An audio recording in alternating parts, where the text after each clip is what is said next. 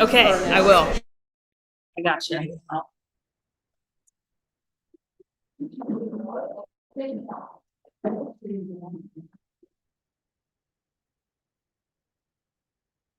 Please join me in the gathering hymn number 298, Wake Now My Senses.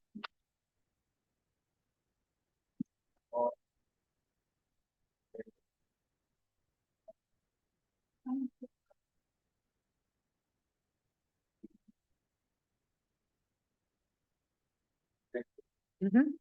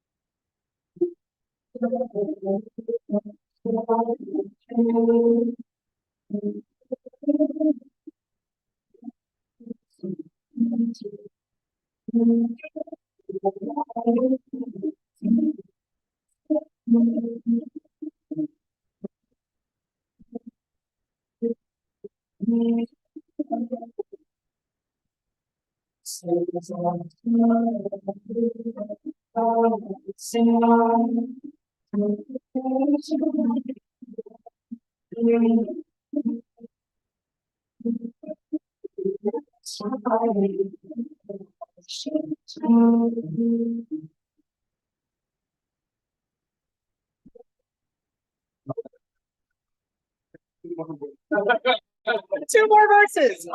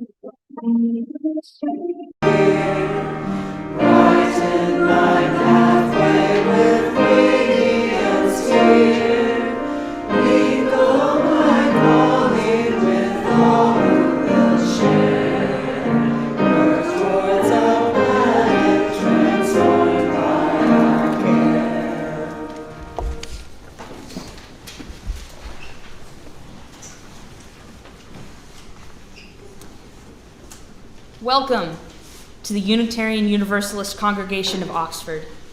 I am Gwen Pfrenger, your worship associate today. Whether you're a long-time member or a first-time visitor, we welcome you here. Come with an open mind, a loving heart, and willing hands. You are welcome here no matter your age, your size, the color of your hair or skin or eyes. Come whatever your abilities, whomever you love. Okay, we have some announcements today, which I left over here. Okay, so most of them you can find in your insert within your program, but we have two and then one more that I'm going to call my father up here for.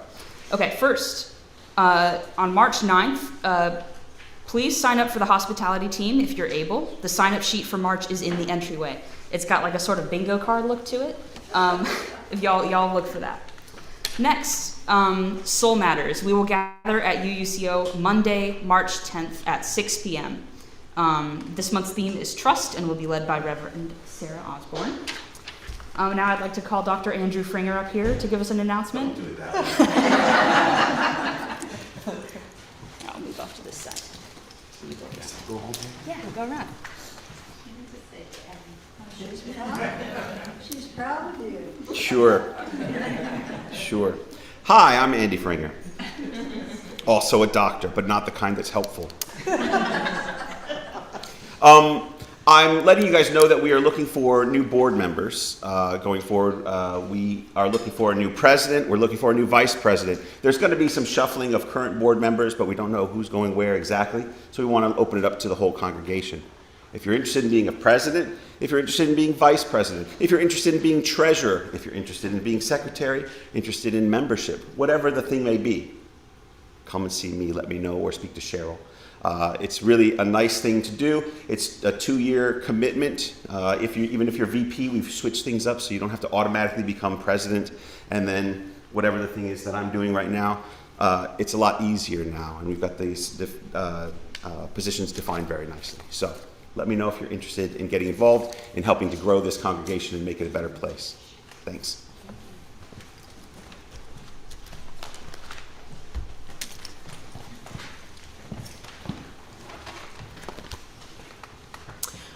Just a reminder, today is also our potluck, and we invite everyone to come and join us. And even if you brought nothing, that's still okay. We always have enough.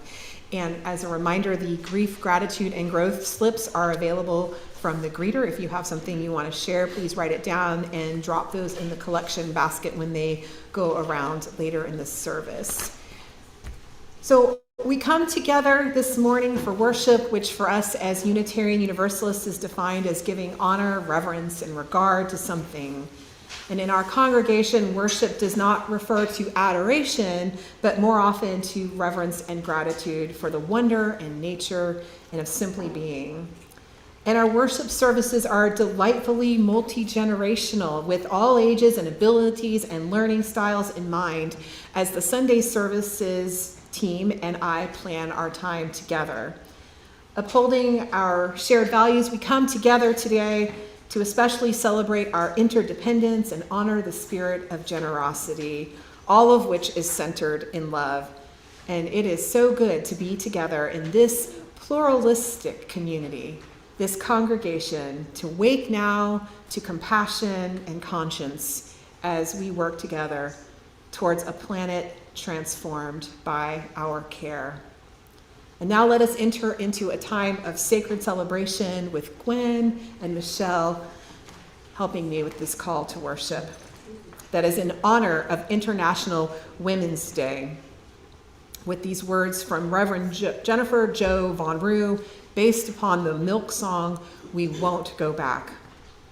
We gather today in the spirit of those who came before us, those who marched, who spoke, who fought when silence was expected, those whose shoulders we stand upon and whose dreams we carry forward. We won't go back. We honor the legacy of women whose courage carved paths where none existed, whose perseverance turned impossibility into revolution, whose vision illuminates our journey today. We won't go back.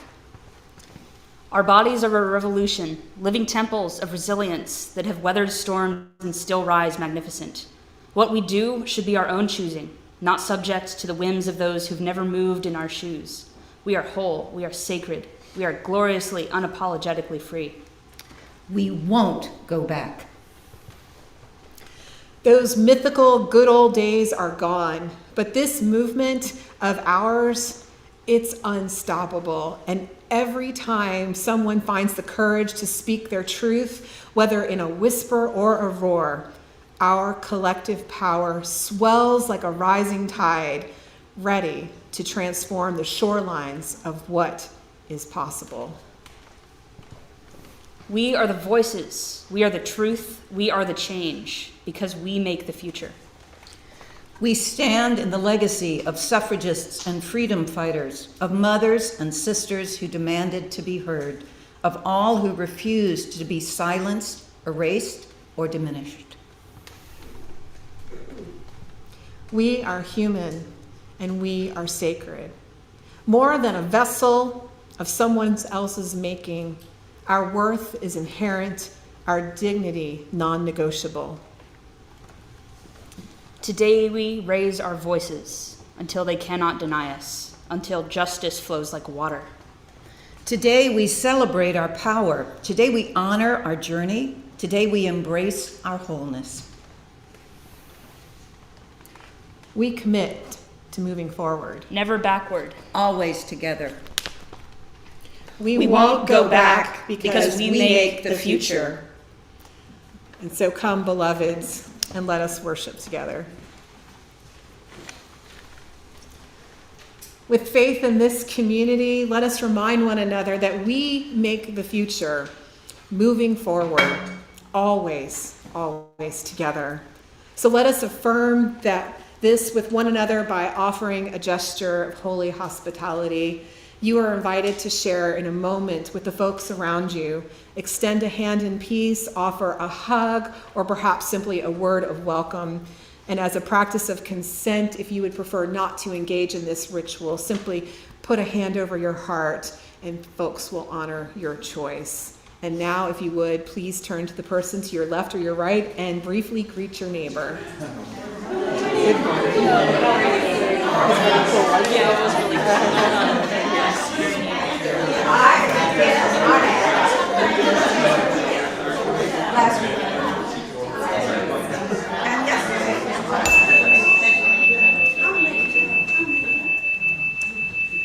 And now, with the spirit of our ancestors running through us, along with the healing love of community sparking amongst us, let us light the sacred symbol of our faith, our flaming chalice, with this love letter from Reverend Julian Jamaica Soto.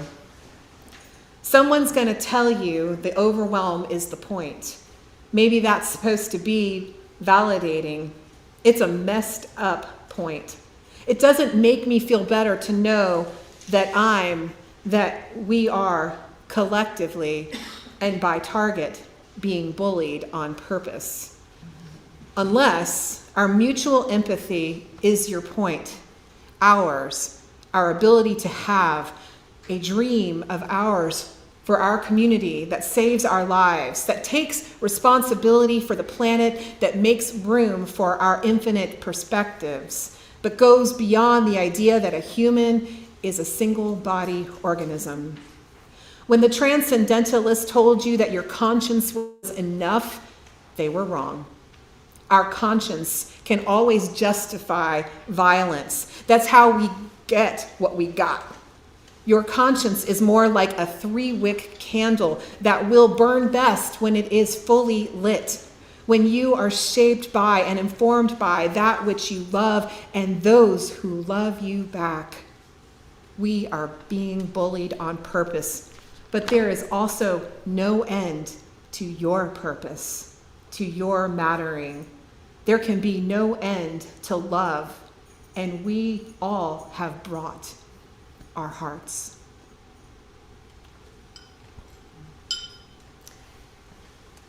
Would you join me in a community hymn, number 134, Our World is One World. Please rise in body or spirit. 134.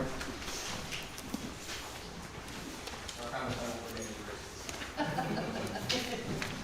this one, we all know this, so we can just be great for that. Everybody ready?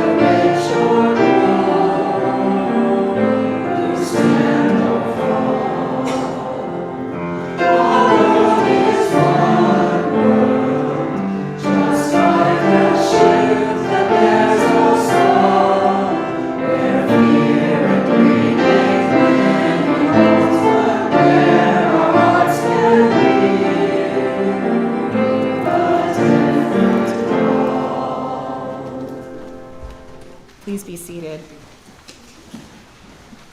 Our time for all ages this morning is a story called Sustaining the Tree of Life by Lynn Gardner.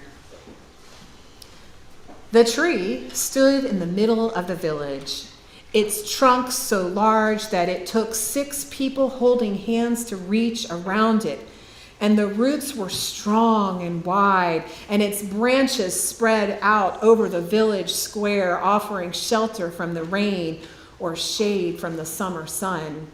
Its fruit was juicy, sweet, and plentiful.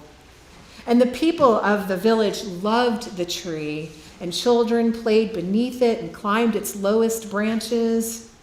And young people knew that if you whispered your dreams to the tree, they were more than likely to come true. People who proclaimed their love or friendship for one another beneath its branches found their relationships to be nourishing, and elders discovered that their sweetest memories could be counted on when they were near that great tree. The tree had been witness to so much, and when the breezes blew through the leaves, one could hear echoes of generations, laughter, conversation, dreams, prayers, and songs. And animals loved the tree too. Rabbits lived in burrows under the roots, and squirrels and monkeys lived in the branches, and bats and birds flew in to eat the abundant fruit. The tree seemed to just buzz with life. And one day, a traveling merchant arrived in the village, and he rested in the shade and ate 2 pieces of the delicious fruit. "This fruit is incredible," he said. "I would like to have some to sell in the next village that I visit. Who owns this tree?" "No one owns this tree. If anything, we belong to it." "Well, then if no one owns the tree, then no one will mind if I pick the fruit," said the merchant, and began to fill a basket. "I mind," said the villager, "and today I am the keeper of the tree." "Well, what do you mean, keeper of the tree?" "Well, we each take our turn being here with the tree. We could never own it. We are here as protectors, as sustainers." "Well, that is ridiculous. This tree doesn't need you. You could just take what you need, take what you want. The tree will continue." But the villager could not be persuaded. "Sir, this tree is not like that. We don't come here to take from it, even though we receive much. We are the keepers of the tree because this is where we are nourished. This is where some of our most precious memories are. This is where our people have dreamed, and this is where we remember who we want to become." "Well," said the merchant, "you may think this tree is very special, but it still doesn't need you to sit with it. That is preposterous." "Ah," said the villager, "the tree itself may not need me, but what of others who come by? Just this morning, I was able to sit with a woman whose heart was heavy with worry. And had I not been here, she would have had to carry that weight alone. And this afternoon, a tired couple came by, and they sat with me and rested. And they said they had been looking for a place like this. And then an elder came by, and we watched the birds in the branches together. And now you are here. And you were confused about what this tree is and how to be with it. Imagine if you had arrived and not found anyone here to talk with. You might have continued thinking that everything you do is all about you. But luckily for you, I am here to let you know that when you care for the tree of life, my friend, it becomes about so much more than just you. And the merchant sat for a while in the shade thinking about these ideas that felt new and a little challenging. And as the sun went down, he picked up his bag and headed out of town, whistling a song that he hadn't thought of in years. And on his way, he shared a smile with each person that he met, his heart feeling strangely light and joyful. And the people of the village, they continued to sustain that tree of life, to care for one another and to share their gifts with grace and gratitude. May it be so for each of us. And now, another story to share as we continue our stewardship season. Pat Miller, who is a member of this congregation, will tell us how UUCO lets love grow in her life. Pat? Thank you. Morning, UU friends. Good morning. I'm glad to see you all. Glad to see you. So I am Pat Miller, and I've been a member of this congregation for 23 years. So I'd like to tell you a few quick stories about what brought me here, but more so why I stayed. Anybody can come the first time. It's the staying. Okay. So first of all, the first time I came here, I looked on the back of the order of service, and there were our 7 principles. I read those principles and I thought, who in the world doesn't believe this? I said, this is me. This is what I believe.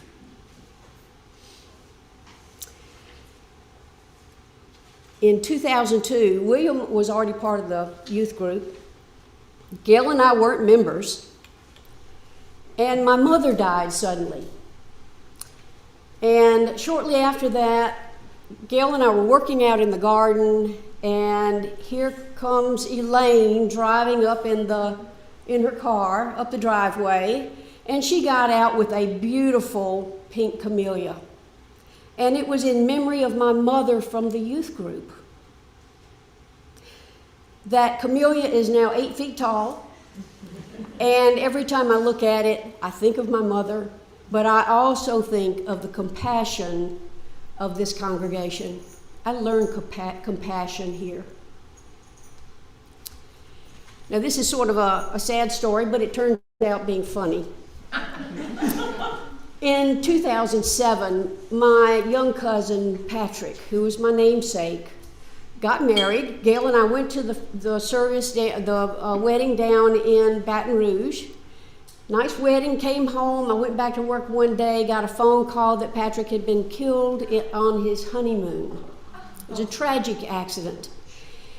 So Gail and I turned around and went back down to Baton Rouge for his service. Now, the whole procession to bring Patrick back here to be buried was going to come eat dinner at our house. Gail and I didn't stay part of the procession. We hurried back. We drove too fast. And on the way back, I got a phone call. Well, it was Ann Philippi. And y'all know how Ann talks. She said, "Sugar, where are those rolls you're going to fix for dinner?" And I said, "Ann, are you in my kitchen?" And she said, "Yeah, but where are those rolls?" People had come to fix the dinner for us. I learned community that night. Another thing is living authentically. So we've done compassion, we've done community, now living authentically. After Obama was elected in 2008, Gail and I were sitting on the couch in the living room reading the newspaper about Proposition 8 in California. You may remember that. They were going to try to make same-sex marriage illegal in California. And I turned to Gail and I said, what did I say, Gail? We have to get married. We have to get married, and we have to do it now. That next Sunday, we came to service. We were in our closing circle, and Gail announced that we were going to get married in Hartford, Connecticut, where a good friend of ours was a UU minister. We had called her, and I said, "Barb, would you marry us?" And she said, "You bet I would." The congregation hooped and hollered. I don't know if any of you remember it. I remember it so well. So this is a place where I can live authentically. Gail and I can live authentically. We have never been the issue. And you can imagine what a space like that means for us. so I can live authentically here and you can too. Developing spiritually. You know, sometimes it's hard, well, a lot of times it's hard to leave the faith that you grew up in. But sometimes we feel it just doesn't fit anymore. And we have to look for something else. Well, Gail and I weren't looking for anything else, but it just sort of hit us in the face. And UU has given me the space and the responsibility to find myself spiritually. I am what I call a spiritual naturalist, and I find the divine. I am closest to the divine when I'm in the woods with Elaine or with Gail. But I also find the divine here with you, every one of you. But it's not all about receiving all this stuff of community and compassion and, you know, living spiritually. It's not all about what we can get from being a Unitarian Universalist. So this is my last story. Back when our congregation was in the Mid-South District, Gail and I went to an annual assembly, a gathering of UUs from our district, and I went to a workshop on stewardship. And there was a man named Terry Sweetser, and he was a UUA staff person doing this workshop. I don't remember much about what he said, but what stuck with me was what he said last. And he said, Unitarian Universalism is about changing the world. And that just hit me like water thrown in my face. I thought, holy, it's about changing the world. It's not about us at all. So if we live by our principles, be compassionate, be community for each other and beyond us, live authentically, develop spiritually, we can change the world. And that's why I'm a Unitarian Universalist.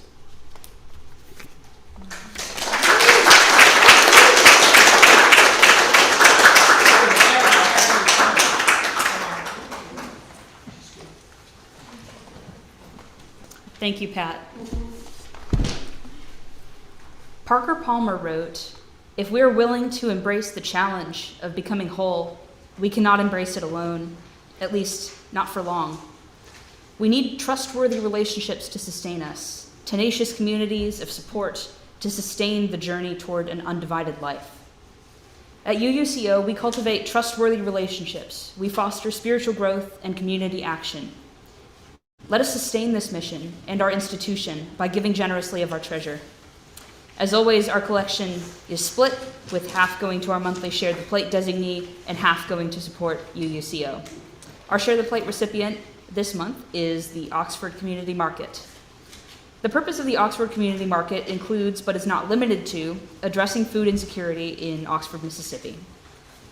Its goal is to increase access to fresh food for local regional community members. The community market promotes better health, social awareness, and public dialogues that drive a sustainable economic system for vendors, customers, the market, and the communities served. Also, please remember to drop any notes of grief, gratitude, or growth, those are joys and sorrows, in the offering basket as they go around. Our morning offering will now be gratefully received.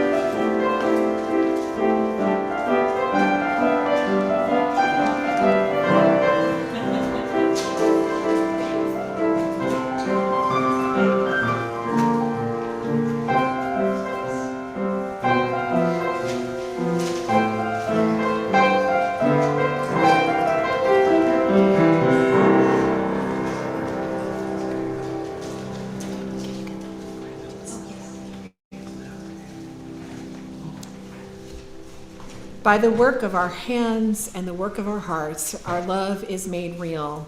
May we be grateful for all that is given and grateful for all that is shared.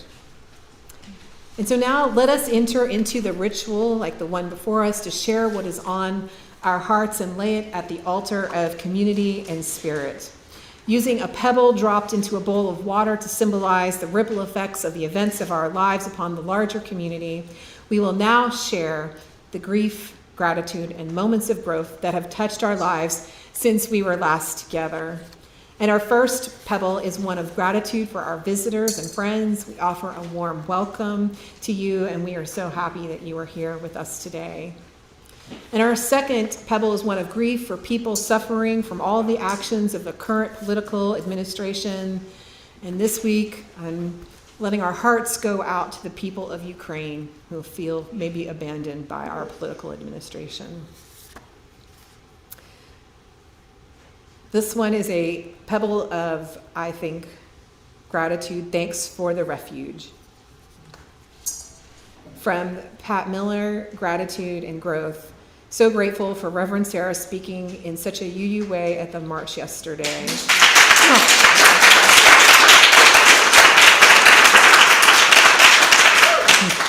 And for all the UUs who showed up, I was like, half the crowd was our congregation, and the other half are yet to be part of our congregation.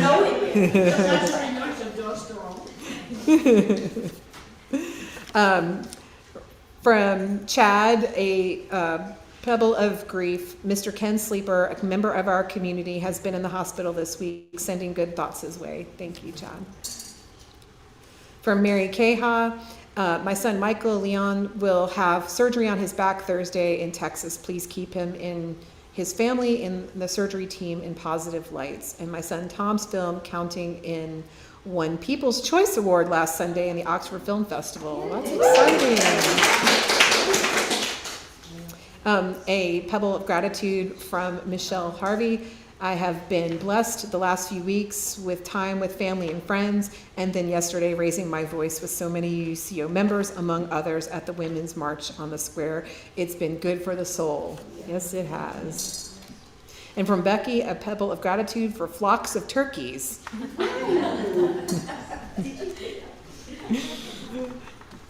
I want to know the story behind that one when I get a chance. And now, finally, we drop a pebble into the water for all the grief, gratitude, and growth moments that remain unspoken. All that we hold in our hearts for ourselves and each other and for the world is held in this community and by a love that is limitless. Amen. And would you join me in a singing meditation seated, number 317, We Are Not Our Own, 317.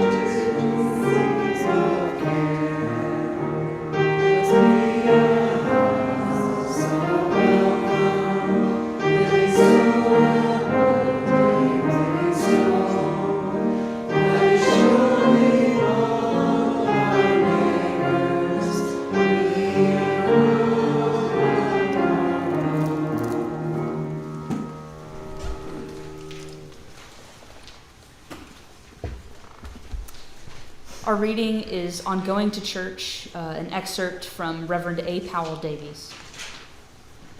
I come to church, and would whether I was a preacher or not, because I fall below my own standards and need to be constantly brought back to them. It is not enough that I should think about the world and its problems at the level of a newspaper report or a magazine discussion. I must have my conscience sharpened until it goads me to the most thorough and responsible thinking of which I am capable. I need to be reminded that there are things I must do in the world, unselfish things undertaken at the level of idealism. Workday enthusiasms are not enough.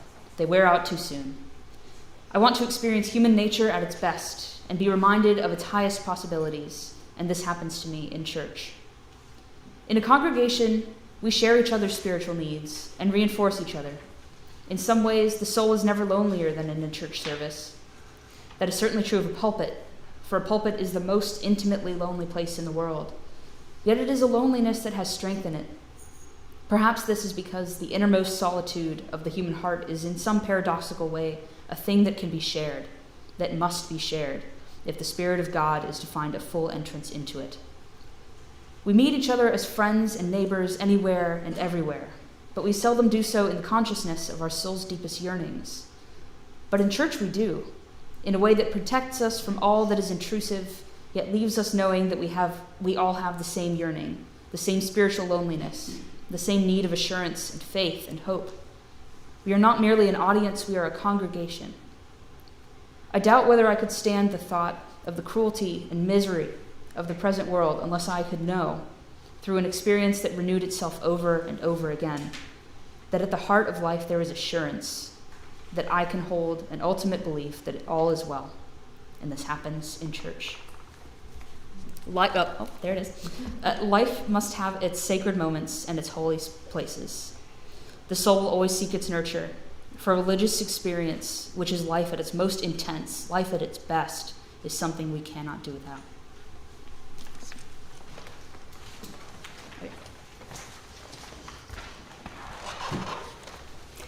Good morning again. I'm Michelle. Excuse me. I'm Michelle Harvey, the UUCO Board Secretary.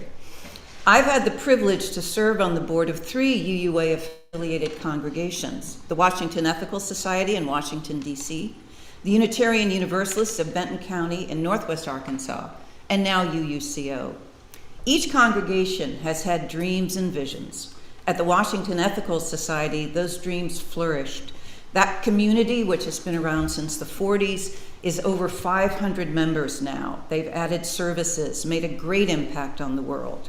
In Arkansas, despite our best efforts, the tiny congregation there faded after COVID. Now in 2025, UUCO stands at a pivotal moment, one full of promise and responsibility. These are not times for the faint of heart. When we made the bold decision to hire a paid minister, bringing Reverend Sarah on board in 2023, it was a milestone for our community. Last year, we took an even braver step, committing to increase Reverend Sarah's role to half-time.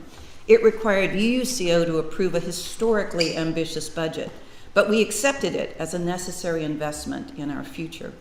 Little did we know then just how vital that decision would be. I can tell you this, we chose well. Just yesterday, Reverend Sarah spoke at the International Women's Day March on the Oxford Square, the only local minister to do so, and she delivered a powerful and inspiring UU message that resonated with everyone.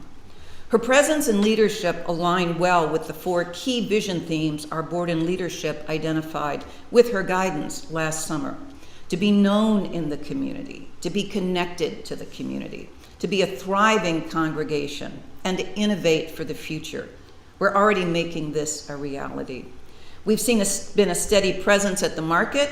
We've welcomed new members, including families, marched in our first Oxford Christmas parade, and just this week launched a Faithify campaign to bring the comprehensive Our Whole Lives curriculum, not only to UUCO, but to all of Mississippi.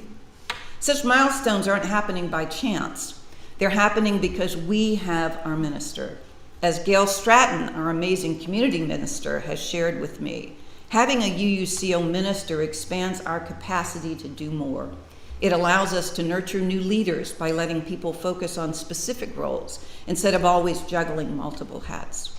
It brings greater stability, consistency, and most importantly, visibility, qualities that will help us grow as the active, engaged community we aspire to be.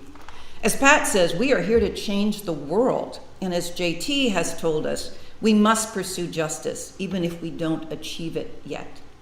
None of this happens without stewardship, especially financial stewardship. Time and talent are important, but they don't pay the bills or salaries. I've increased my pledge for the coming year because I believe in our vision. I believe in Reverend Sarah's ability to help us get there. I want to see UU a thriving, truly thriving community. Are we where we want to be yet? Nope. But please, together with commitment and generosity, I know we can get there. As you are able, join me in increasing your pledge. Contribute to the OWL campaign on Faithify. Share the plate. We are needed. The world needs to change, and we can help it happen. It's a good time to grow with love.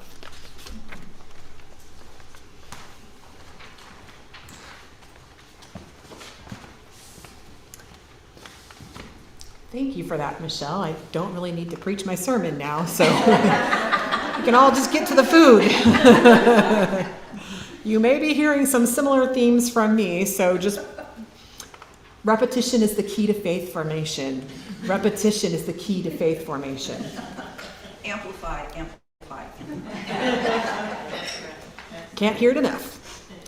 So 2 weeks ago, when I was talking to you about our plans to bring OWL to UUCO in North Mississippi, I ended my sermon with 3 questions from UU Association President Reverend Dr. Sophia Betancourt. And they were this: what is the moment we are living in? What do we as UUs uniquely have to offer? And what are we called to do? And these questions have been ringing in my mind since I heard them.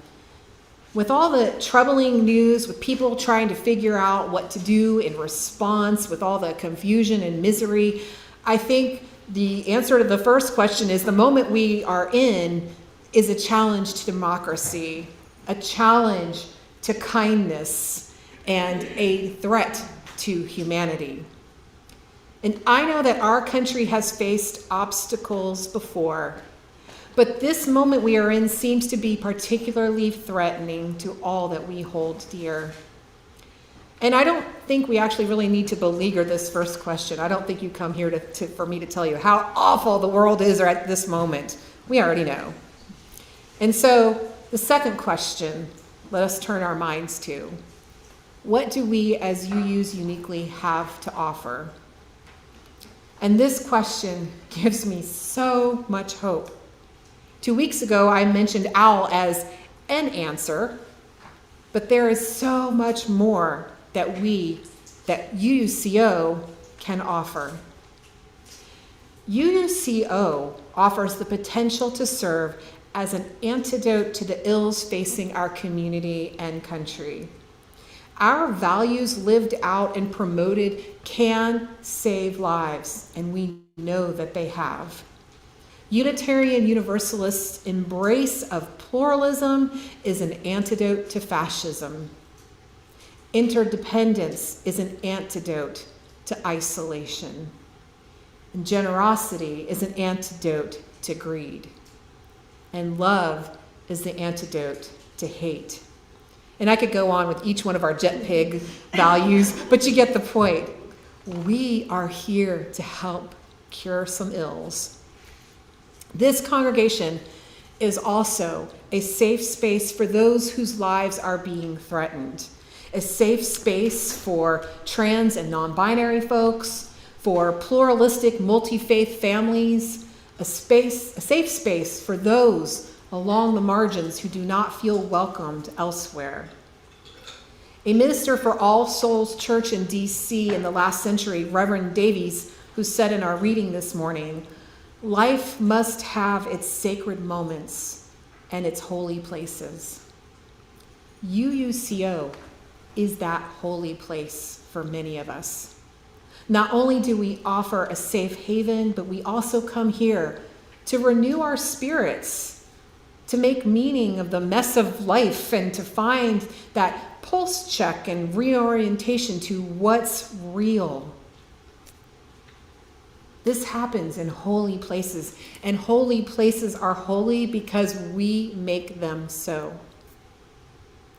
And with our hearts knowing that we are on holy ground, Dr. Betancourt's final question, what are we called to do, has profound implications for the direction of our lives and the course of this collective body. What are we called to do? Can you feel this question in your bones, in your gut, in your heart, in the seat of your soul? So let me ask some follow-up questions in the context of this religious community, UUCO. How shall we be known? Who do we want to be? And can we afford not to exist in this moment? I hope that you will engage in some discernment around these questions, and I welcome conversations regarding your discoveries because I believe we are needed more than ever. To afford to exist in this moment, unfortunately, takes money. And this is not a comfortable conversation for many, including myself, but here we are. The leadership of UUCO has a vision for what we are called to do. To be a voice of reason and compassion, to engage in interfaith work, to be a real presence in Oxford and North Mississippi means that we must invest in the mission, especially in these trying times. The success and survival of this congregation is essential to resisting tyranny and oppression. Timothy Snyder, my bud that I mentioned last time, makes the case for supporting missional work in Lesson 15 in his book on tyranny. He writes, contribute to good causes. Be active in organizations, political or not, that express your own view of life. Pick a charity or two and set up autopay. Then you will have made a free choice that supports civil society and help others to do good. So, Timothy Snyder, Lesson 15, his little tiny book. That book is so great. Everything in it is a gem. But when I read that, I thought, aha, UUCO is a good organization. And there's others, and I'm sure many of you support so many. But I would hope that this one would be near the top of your list. And as UUCO draws to an end to our stewardship campaign, I hope that you will consider this organization a good cause and make a pledge or increase your pledge so that we can continue to thrive and grow. And if you need a pledge letter or you need to adjust your pledge, you can see me after the service or Michelle, one of the other board members. You know, I admire the fortitude of this congregation and the elders who had the vision to create this place and the many good people who have sustained the mission for the past 28 years. I think I did my math right on that. And this is a tremendous feat. For 26 years, this has been a lay-led congregation, people coming together with generous, reciprocal hearts to nourish each other's spirits. And the way of UUCO reminds me of ecological economies that Robin Wall Kimmerer writes about in her book, The Serviceberry. If you haven't picked that one up, also a tiny little book. I'm in love with all these little books. They're easy to digest. She defines economies as how we organize ourselves to sustain life and enhance its quality. As a botanist and member of the Potawatomi Nation, Kimmerer looks to nature for answers to a generative method of sustaining life. She promotes a gift economy that is reciprocal in nature. She writes, wealth is understood as having enough to share, and the practice for dealing with abundance is to give it away. The currency in a gift economy is relationship, which is expressed as gratitude, as interdependence, and the ongoing cycles of reciprocity. A gift economy nurtures the community bonds that enhance mutual well-being. The economic unit is we rather than I, as all flourishing is mutual. Yet Kimmerer struggles through her book to reconcile the beauty and potential of such a gift economy with the grinding system of capitalism, which reduces everything to a commodity. And she eloquently notes that this leaves most of us bereft of what we really want, a sense of belonging and relationship and purpose and beauty. And this is what we struggle with too. This is what we are seeing on the national front of our government leaders who put profits over people, and people are seen as nothing more than commodity. Kimmerer's gift economy centers life. And I too struggle to see how we can make this work in the world we live in. And Kimmerer ultimately acknowledges that for now, economic changes must come incrementally, and that a mosaic economy, a little bit of everything, a little bit of that gift economy and capitalism, is what we can do for here and now. So, my friends, this is where we are living, with the possibility of a complex mosaic economy, striving for abundant reciprocity, but also existing in the larger scarcity context of capitalism. UUCO does have to keep the lights on, and we have people to take care of. We have staff people whose time and talents bring a professional quality to the mission of this congregation. And the UUCO board made the profound choice to hire a professional minister. But it could also be someone else. Let's remember, it is the minister. And I was hired to bring stability to this community, to increase outreach, to provide rituals and rites of passage, and to articulate the message of Unitarian Universalism. Having a professional minister means having someone whose job it is to be here for you, to listen to and comfort you when times are tough, to cheer you on when doubt creeps in, and to challenge you when you get too comfortable, and to remind you all of the potential and the goodness of your souls. And a UU minister goes through a rigorous process of seminary, seeing the ministerial fellowship committee to get approval for the fitness of ministry, and engage in the requirements of ongoing scholarship and professional development to be of service as a minister to a UU congregation. It is no easy task to become and sustain being a minister.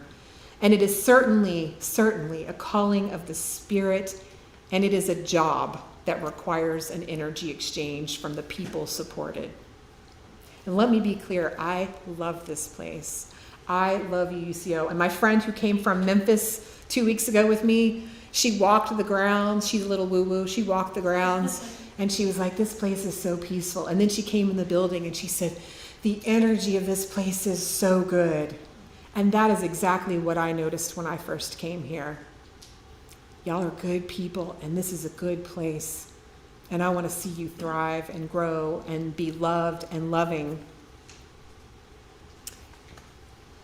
Whether it is me, Sarah, or some other minister hired or called to serve this congregation, you receive quality guidance and spiritual leadership.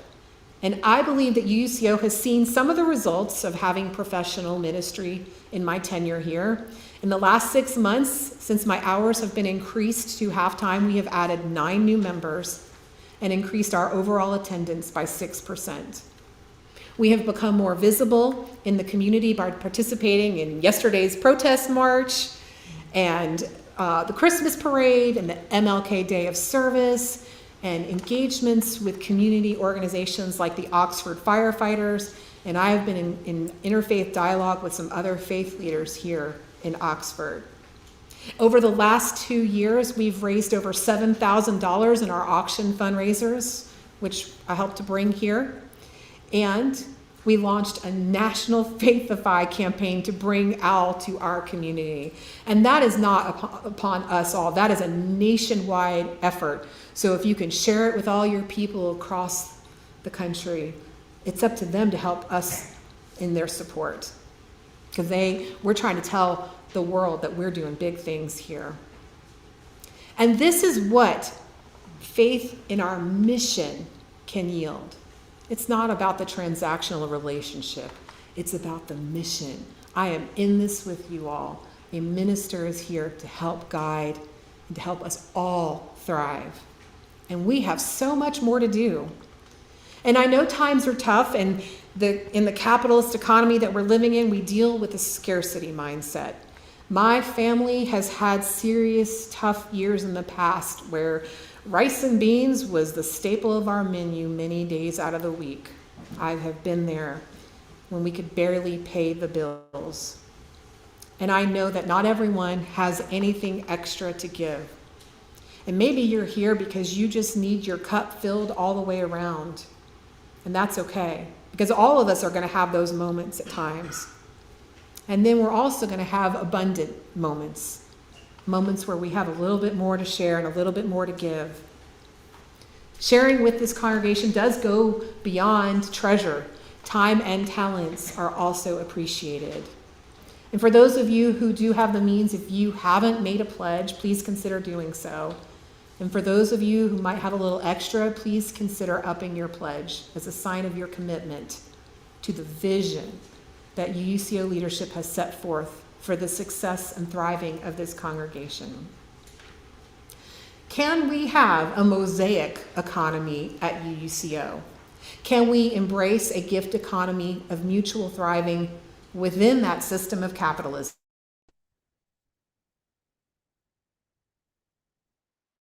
Answer the call to boldly serve the larger community, offering hope for a better way to live. I'll end my message with this wisdom from Robin Wall Kimmerer. Sustain the ones who sustain you, and the earth will last forever. May it be so, and thank you for your generosity. And now we're going to enter into a guided meditation. This service is going to go a little long, but we got food, so it'll be okay. If you would get comfortable in your seat, comfortable posture, we're going to enter into a time of meditation. At UUCO, we are letting love grow. And this is a generative time for this congregation as we plant seeds of possibility.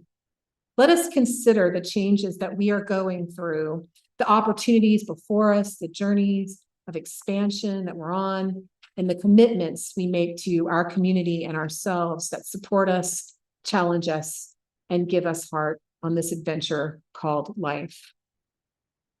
We need support, community, and things to feed our spirits, our minds, and our bodies along the way. And UUCO is the place where many of us come to support. And we've heard about our faithified and faithful moments of how this congregation has been serving this community over the past 2 months.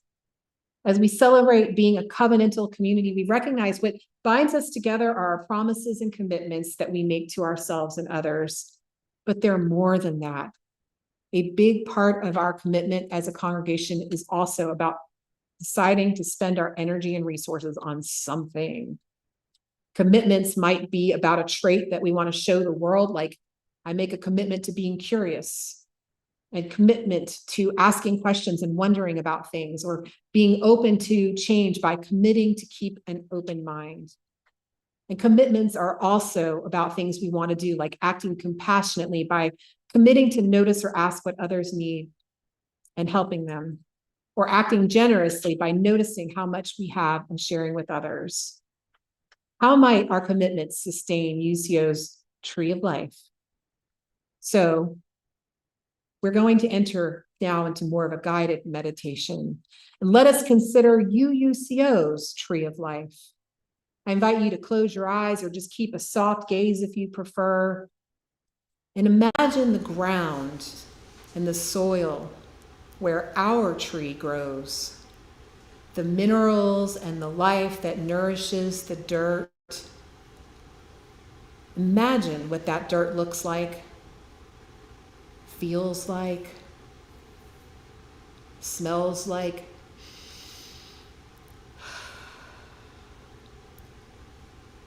The soil contains things from the past that have died but are still part of our world, nourishing new life in a cycle that is continuous.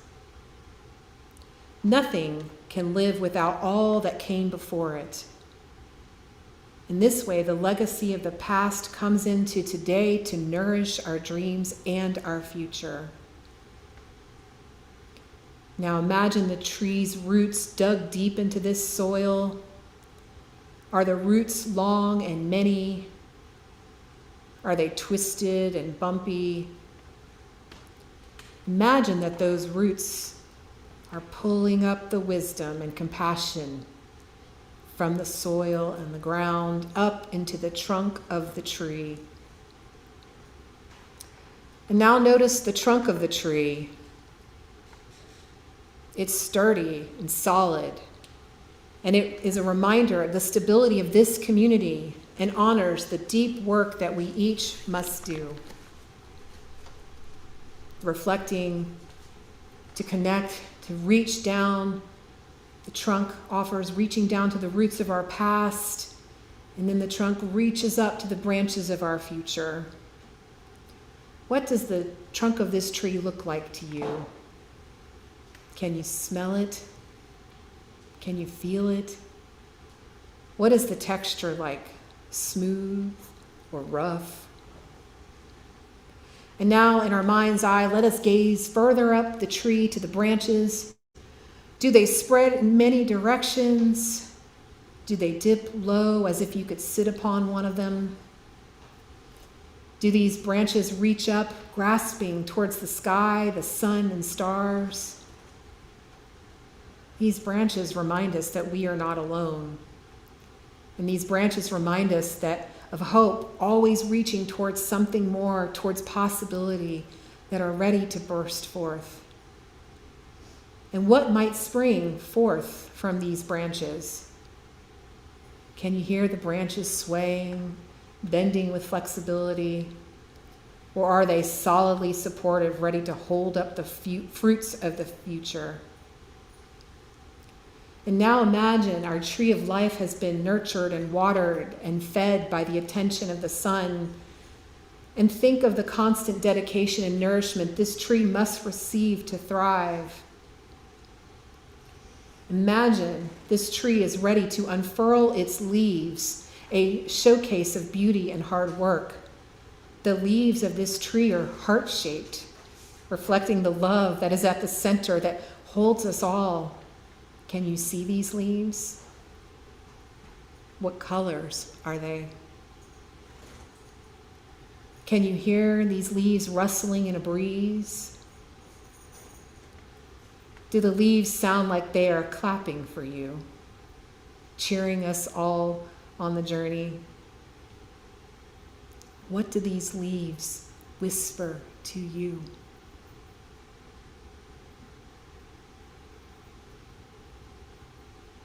What can you do to nourish this tree of life? How will you sustain its growth? This tree is sacred. This tree is UUCO. How will your love let it grow? And now, if you will open your eyes and return to this space, to our tree of life, right here. In a moment, we're going to engage in a ritual of generosity. We're going to have some active, reflective time to further consider how we might help love grow at UUCO. Tycho's going to play some music to help us reflect and give us some time and space for this ritual. And while he's playing, I'm going to invite you to reflect on the art of generosity, one of our deeply held values as Unitarian Universalists. What commitments do you want to make to yourself, to your family, to your congregation, and our community? What time, talent, treasure might you commit to ensuring the mission of UUCO is a success? So Gwen is going to pass these around right now. I have little heart tags. You can, if you will, take a heart tag leaf or two, because there's plenty extra. And you can write, and there's pens in there too if you don't have a pen. if you will write or draw words or symbols that represent commitments that you're making to yourself or to this community.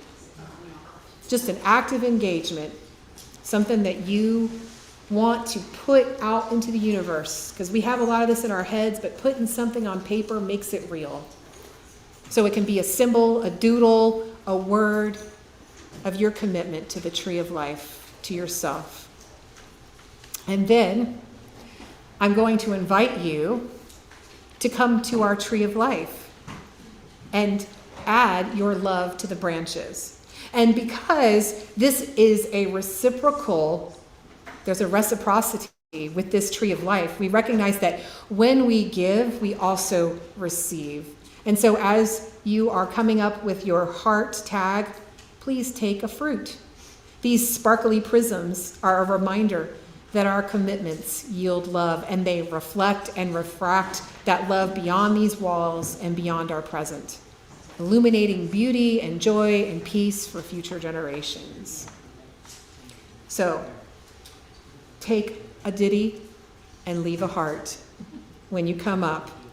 After you have written your words, you are welcome to visit the tree for your exchange, and then please return to your seats with your gift while others take their turn adding their hearts. And Tycho, you can please help us move into this musical movement right now.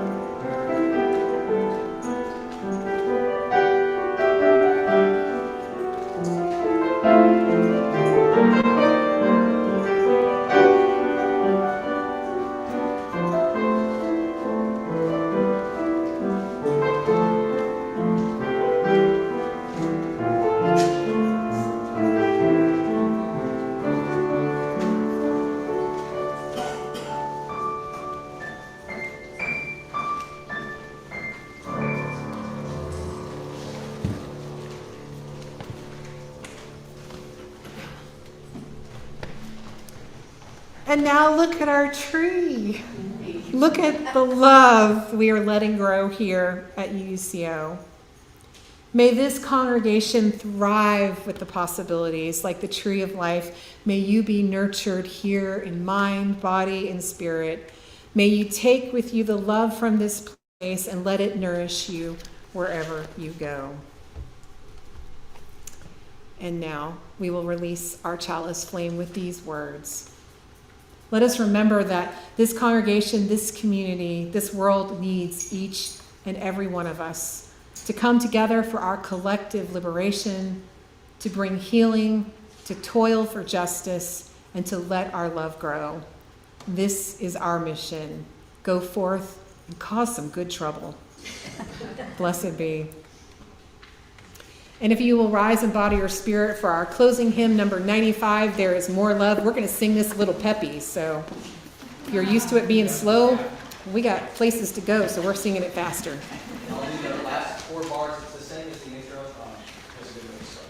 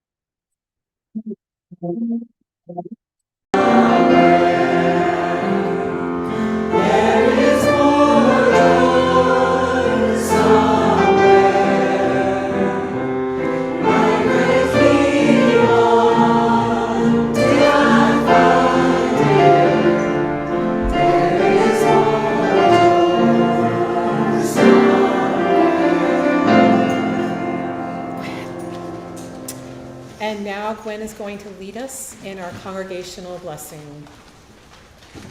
Y'all can please remain standing. Please join me in reciting our congregational blessing. Go in peace, believe in peace, create peace, be peace. Blessed be. If y'all will help us get ready for our potluck, those of you who can stay around, we would greatly appreciate it. Thank you.